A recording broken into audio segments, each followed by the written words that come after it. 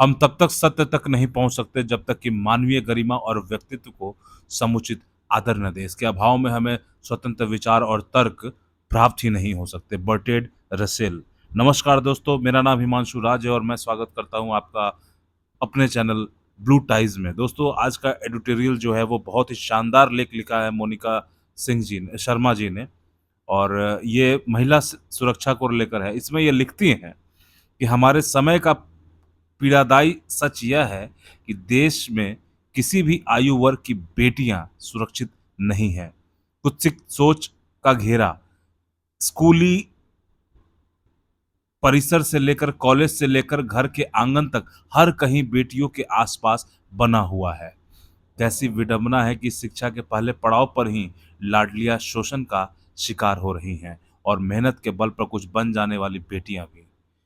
हरियाणा के जिंद के जिले के एक गांव, बंगाल की राजधानी कोलकाता और महाराष्ट्र के बदलापुर में हुई घटनाएं हमारे समाज में स्त्री देह के प्रति मौजूद विकृत सोच को उजागर करती है। ये घटनाएं दिशाहीन सोच की ऐसी बर्बरता की बानगी है जिसमें अपराधी शारीरिक शोषण के बाद स्त्री देह को छत विछत करने से भी नहीं चूकते।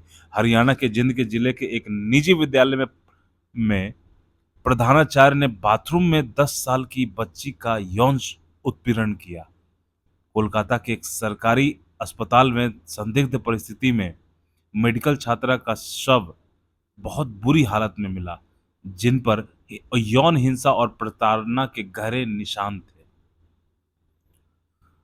गौरतलब है कि जिंद में चौथी कक्षा की 10 वर्षीय छात्रा को स्कूल का प्रधानाचार्य स्कूल का नया भवन दिखाने के बहाने साथ ले गया और उसका यौन उत्पीड़न किया। उसके बाद डरा धमकाकर उसे घर भेज दिया। बच्ची ने बताया कि स्कूल प्रिंसिपल उससे पहले भी कई बार छेड़छाड़ कर चुका है, जिससे वह काफी परेशान थी। कोलकाता में एक मेडिकल कॉलेज परिसर में स्नातकोत्तर कर रही छात्रा के साथ बलात्कार के बाद उसकी हत्या कर दी गई। जांच से पता चला कि उसे बहुत बुरी तरीके से बर्बरता से मारा पीटा भी गया था। अभी इन घटनाओं का गुस्सा शांत ही भी न हुआ था कि महाराष्ट्र के बदलापुर में करीब 4 वर्ष की 2 बच्चियों के यौन शोषण का मामला उजागर हो गया। ये घटनाएं बेटियों की सुरक्षा से जुड़े चिंताजनक हालात और स्त्री देह के प्रति कुत्सित सोच का पर्दाफाश करती हैं। कैसी विडंबना है कि 4 वर्ष की या चौथी कक्षा की छात्रा हो या चिकित्सा विज्ञान में स्नातकोत्तर की पढ़ाई कर रही बेटी, सुरक्षा के मामले में उन्हें नकारात्मक परिस्थितियों से जूझना पड़ता है।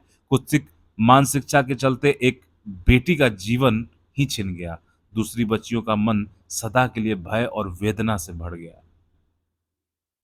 सवाल है कि आखिर हमारे परिवेश में क्या बदला है। आज भी स्कूल कॉलेज से लेकर समाज के हर हिस्से तक बेटियों का जीवन असुरक्षित है। राष्ट्रीय अपराध रिकॉर्ड ब्यूरो के आंकड़ों के मुताबिक वर्ष 2016 से 22 तक बच्चों के यौन उत्पीड़न के मामले 96% बढ़े हैं। घर के आंगन से लेकर कामकाजी दुनिया तक समानता के लिए जद्दोजहद कर रही स्त्रियों का जीवन जब पहले ही पड़ाव पर असुरक्षित है, तो भविष्य की रूपरेखा कैसी होगी।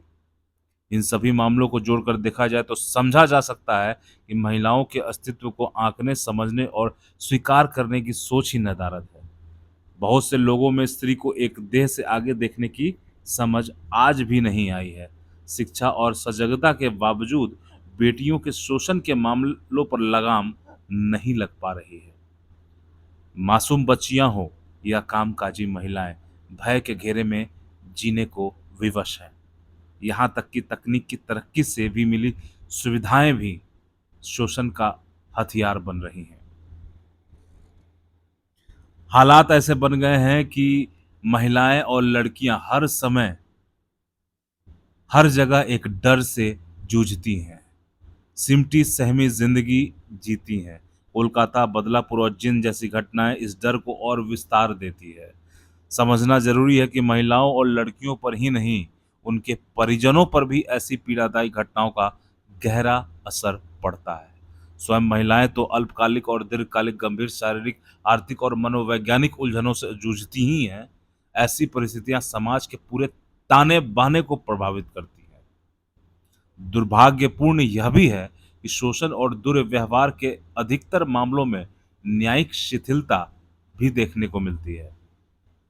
गौरतलब है कि करीब 6 वर्ष पहले गृह मंत्रालय द्वारा देश में महिला सुरक्षा के नियमों को शक्तिशाली बनाने के लिए महिला सुरक्षा प्रभाग स्थापित किया गया था। इसे समग्र रूप से न्याय के मोर्चे पर सक्रियता और प्रशासन के माध्यम से प्रभावी कदम उठाने के उद्देश्य से गठित किया गया है, ताकि महिलाओं के लिए एक सुरक्षित वातावरण बन सके और देश की आधी आबादी के मन में सुरक्षा की भावना पैदा करने में मदद मिल सके।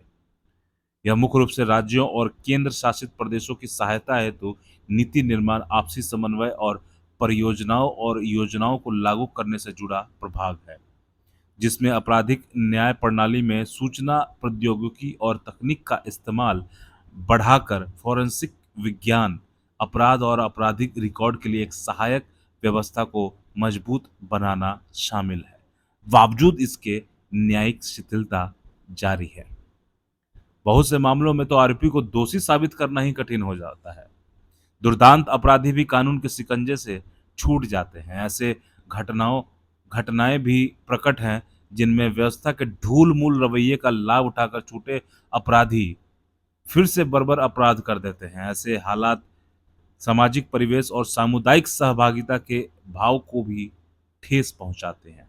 पारिवारिक व्यवस्था के लिए मनोवैज्ञानिक आघात होते हैं।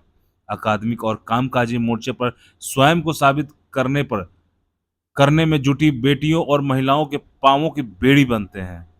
गौरतलब है कि राष्ट्रीय अपराध रिकॉर्ड ब्यूरो की वर्ष 2024 की रिपोर्ट में पिछले वर्ष के मुकाबले आपराधिक घटनाओं में आई 0.56% की मामूली गिरावट के बावजूद देश में बलात्कार के मामलों में एक हर एक 8 मिनट पर एक रेप होता है भारत में।